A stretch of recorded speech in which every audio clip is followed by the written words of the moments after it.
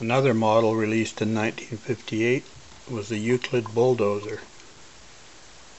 It's a real large and impressive model. Didn't actually, it wasn't labeled under the Rocket Age line, but it appears in some early advertisements, and it shows it clearing rocket sites and what have you. So I decided to review it with the Rocket Age models. Tin plate base. Corgi Major Toys, made in Great Britain. Euclid TC12.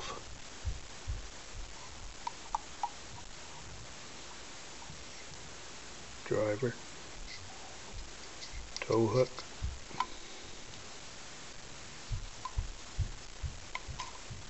This model was withdrawn in 1963